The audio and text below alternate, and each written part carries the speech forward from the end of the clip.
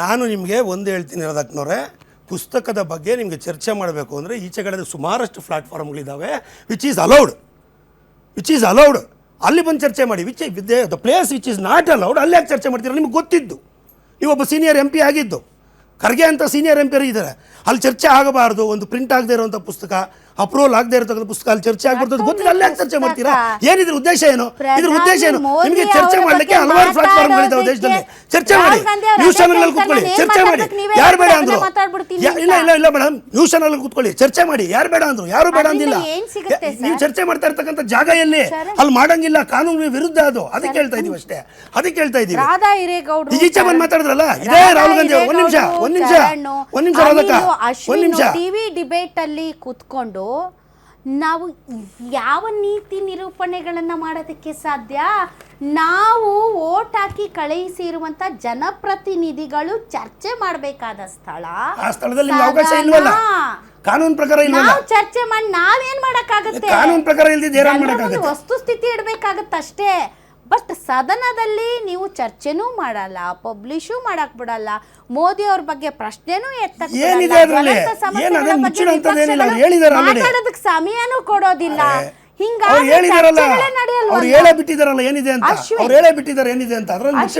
ದೇವೇಗೌಡರು ಕೈ ಮುಗಿದು ಕೇಳ್ಕೊಂಡ್ರು. ನೋಡಿ, ನಮ್ಮ ನೀರಿನ ಕುಡಿಯುವ ನೀರಿನ ಸಮಸ್ಯೆಯನ್ನು ತಾವು ಬಗೆಹರಿಸಿ ಕೊಡಿ ಅಂತ ಕೈ ಮುಗಿದು ಬೇಡ್ಕೊಂಡ್ರು. ಅಂಥ ಪರಿಸ್ಥಿತಿ ಇದೆ ಅಂದ್ರೆ ಇಂಥ ವಿಚಾರಗಳ ಬಗ್ಗೆ ಸದನಗಳಲ್ಲಿ ಚರ್ಚೆ ನಡೀತಾ ಇಲ್ಲ. ಈ ಸದನ ರಾಜ್ಯದ ಅಥವಾ ಈಗ ನಮ್ಮ ರಾಜ್ಯದಿಂದ ಪ್ರತಿನಿಧಿಸುವಂತ MPಗಳು ನಮ್ಮ ರಾಜ್ಯದ ಬಗ್ಗೆ ಮಾತಾಡಿದ್ದೇ ನಾನು ಕೇಳಿಸ್ಕೊಂಡಿಲ್ಲ. ತೇಜಸ್ವಿ ಸೂರ್ಯ ಮಾತೆತ್ತಿದ್ರೆ ಕಾಂಗ್ರೆಸ್ ಅವ್ರ ದೇಶದ್ರೋಹಿಗಳಂತಾರೆ. ನಮ್ಮ ರಾಜ್ಯದ ಜ್ವಲಂತ ಸಮಸ್ಯೆಗಳ ಬಗ್ಗೆ ಯಾರು ಚರ್ಚೆ ಮಾಡ್ತಿದ್ದಾರೆ? MPಗಳು. ದೇವೇಗೌಡರು ಅಂತವ್ರು ಇಂಥ ಇಳಿ ವಯಸ್ಸಲ್ಲಿ ಕೈ ಮುಕ್ಕೊಂಡು ಎಲ್ಲರೂ ಬೇಡ್ಕೋಬೇಕಾದಂತ ಪರಿಸ್ಥಿತಿ. ಚರ್ಚೆ ಮಾಡ್ರಪ್ಪ ಅಂತ ಒಬ್ರಿಗೊಬ್ರು ಬೈಕೊಳ್ಳೋದೇ ಸದನದಲ್ಲಿ ಆಗೋಯ್ತು ಅಂದ್ರೆ ನೀವು ರಾಜ್ಯ ತಗೊಳ್ಳಿ ಅಥವಾ ಸಂಸತ್ ತಗೊಳ್ಳಿ.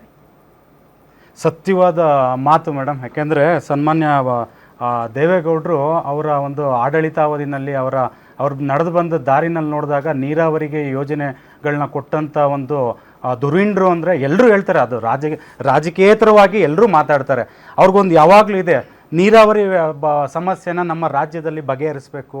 ಎಷ್ಟು ಮಟ್ಟಿಗೆ ಆಗುತ್ತೆ ಅಷ್ಟರ ಮಟ್ಟಿಗೆ ನಾನು ಇರೋ ತನಕ ನಾನು ಈ ರಾಜ್ಯದ ನೀರಾವರಿ ಸಮಸ್ಯೆ ಬಗೆಹರಿಸ್ಬೇಕು. ನೋಡಿ, ಅಲ್ಲೂ ಕಾಂಗ್ರೆಸ್ ಅವ್ರ ವಿರುದ್ಧ ಆಗಲಿ BJP NDA ಯಾವುದೇ ಒಂದು ರಾಜಕೀಯ ಪರವಾಗಿ ಮಾತಾಡದೆ ನೀರಾವರಿ ಸಮಸ್ಯೆಯನ್ನು ಬಗೆಹರಿಸ್ಕೊಡಿ ಅಂತ ಕೇಳ್ದಂಥವ್ರು ಸನ್ಮಾನ್ಯ ದೇವೇಗೌಡರು. ಮೇಡಮ್, ನೀವು ಹೇಳಿದ್ರಿ ಉದ್ದೇಶನೋ ಸದುದ್ದೇಶನೋ, ಸಂಸತ್ ಭವನದಲ್ಲಾಗಲಿ ಚರ್ಚೆಗಳಾಗಲಿ, ನಮ್ಮ ವಿಧಾನಮಂಡಲ ಅಧಿವೇಶನಗಳಾಗಲಿ ಚರ್ಚೆಗಳಾಗಬೇಕು. ಪದೇ ನೀವು ಹೇಳ್ತಿರ್ತೀರ ಜ್ವಲಂತ ಸಮಸ್ಯೆಗಳಿದೆ, ಚರ್ಚೆಗಳಾಗಬೇಕು. ಇಲ್ಲೇನಾಗ್ತಿದೆ? ದುರದೃಷ್ಟ ನೋಡಿ, ಕರ್ನಾಟಕಕ್ಕೆ ಬಂದಾಗ ಇಲ್ಲಿನ ವಿರೋಧ ಪಕ್ಷಗಳು ಅಭಿವ್ಯಕ್ತಿ ಸ್ವಾತಂತ್ರ್ಯ ಇಲ್ಲ, ನಮಗೆ ಚರ್ಚೆಗೆ ಅವಕಾಶ ಇಲ್ಲ ಅಂತ ಇಲ್ಲಿ ಹೇಳ್ತಾರೆ.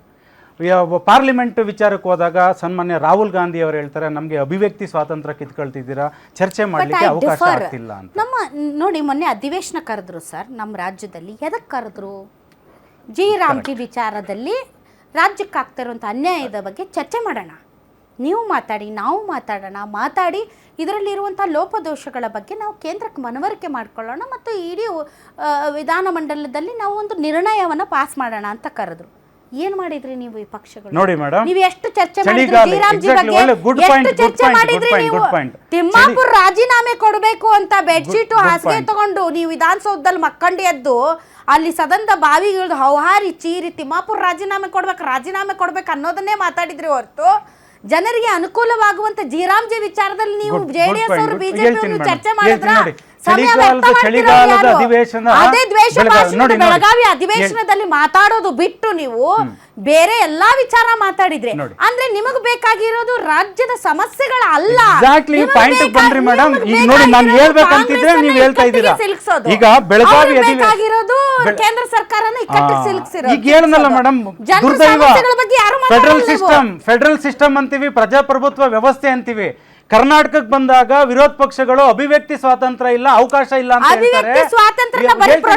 ಹೇಳ್ತೀನಿ ಮೇಡಮ್, ಚಳಿಗಾಲದ ಅಧಿವೇಶನ ಬೆಳಗಾವಿನಲ್ಲಿ ಉತ್ತರ ಕರ್ನಾಟಕದ ಜ್ವಲಂತ ಸಮಸ್ಯೆಗಳ ಬಗ್ಗೆ, ಅಲ್ಲಿ ಕಬ್ಬು ಬೆಳೆಗಾರರ ಬಗ್ಗೆ, ತೊಗರಿ ಬೆಳೆಗಾರರ ಬಗ್ಗೆ ಚರ್ಚೆ ಮಾಡಬೇಕಾಗಿದ್ದಂತ ಸಮಯದಲ್ಲಿ ಇವರು ದ್ವೇಷ ಭಾಷಣ ಕಾಯ್ದೆ ಮಸೂದೆನ ನಾಚಿಕೆ ಆಗ್ಬೇಕು ನಮ್ಮ ಉತ್ತರ ಕರ್ನಾಟಕದ ಶಾಸಕರುಗಳಿಗೆ.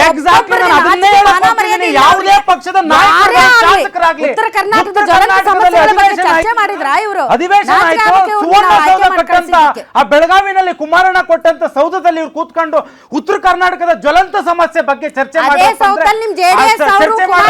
ಎಲ್ಲಿ ಮೇಡಮ್ 130 ಶಾಸಕರು ಕಾಂಗ್ರೆಸ್ ಅವರು ಏನ್ ಮಾಡಿದ್ರು? ಏನ್ ಕೊಡುಗೆ ಕೊಟ್ರು ಉತ್ತರ ಕರ್ನಾಟಕಕ್ಕೆ? ಹಾಗೆ ಬಂದ್ರು ಇಲ್ಲಿ ಹೋದ್ವಾರ ನಡೆಸಿದ್ರಲ್ಲ ಮೇಡಮ್, ಏನ್ ಚರ್ಚೆಗಳಾಗಬೇಕಾಗಿತ್ತು ಮೇಡಮ್? ಇವತ್ತು 6,000 ಕೋಟಿ ಹಗರಣ ಆಗಿದೆ. RB ತಿಮ್ಮಾಪುರ್ ಅವರು 6,000 ಕೋಟಿ ಹಗರಣ ನಡೆಸಿದ್ದಾರೆ ಅಬಕಾರಿ ಇಲಾಖೆನಲ್ಲಿ ಅಂತ ಅವ್ರದೇ ಅಧಿಕಾರಿಗಳು, ಅವ್ರದೇ ಪಕ್ಷದ ನಾಯಕರುಗಳು ಹೇಳ್ತಿದ್ರು. ಏನೂ ಆಗಿಲ್ಲ ಅನ್ನೋ ರೀತಿ ಇದ್ದಾರೆ. ಇವತ್ತು ಮಂಡ್ಯ ಜಿಲ್ಲೆ ಚಂದಾಪುರ ಗ್ರಾಮದವನೊಬ್ಬ ಪುನೀತ್ ಅನ್ನೋನು ಕೇಳಿ ಮೇಡಮ್, 6 ತಿಂಗಳಿಂದ ಅಬಕಾರಿ ಸಚಿವರಿಗೆ ಲೆಟರ್ ಬರೆದಿದ್ದಾರೆ. ನಾನೊಬ್ಬ ಶಿಸ್ತುಗಾರ, ಶಿಸ್ತಿನಿಂದ ಬಿಸ್ನೆಸ್ ಮಾಡ್ತಿದ್ದೀನಿ, ದಯವಿಟ್ಟು ಅನುವು ಮಾಡ್ಕೊಡಿ ಅಂದ್ರೆ ಇಲ್ಲ. ನೀವು ಭ್ರಷ್ಟಾಚಾರ ದುಡ್ಡಿಲ್ಲ, ನಮ್ಮ ಹತ್ರ ಖಜಾನೆನಲ್ಲಿ ದುಡ್ಡಿಲ್ಲ, ಗ್ಯಾರಂಟಿ ಕೊಟ್ಟು ಪಾಪರ ಕಾಂಗ್ರೆಸ್ ಅವರು ಭ್ರಷ್ಟಾಚಾರ ಮಾಡಿ ಅಂತ ಕೂತ್ರು. ತಿಮ್ಮಾಪುರ ರಾಜೀನಾಮೆ ಎಕ್ಸಾಕ್ಟ್ಲಿ ಏನು ಕೇಳಿ ಸದನದಲ್ಲಿ ಮಲ್ಕೊಂಡಿದ್ದು, ಸದನದಲ್ಲಿ ಇವತ್ತು ಚರ್ಚೆಗಳು ಬೇರೆ ಬೇರೆ ತರ ಆಗ್ಬೋದು. ದಯವಿಟ್ಟು ರಾಧಾ ಮೇಡಮ್ ಕೇಳಿಸ್ಕೊಳ್ಳಿ. ಇವತ್ತು ರಾಜ್ಯದ ಜನತೆ ಗೊತ್ತಾಯ್ತು, ರಾಜ್ಯದ ಜನತೆ ಗೊತ್ತಾಯ್ತು ಅಧಿವೇಶನ ಎಷ್ಟು ದಿನ ನಡೀತು? ಯಾವ್ದು ಅಧಿವೇಶನ 2 ವಾರ ನುಂಗಿ ನೀರ್ ಕುಡಿದ್ರು ಮೇಡಮ್ ಅಷ್ಟೇ. ಅಧಿವೇಶನ ಎಷ್ಟು ದಿನ? 2 ವಾರ ನಡೀತು.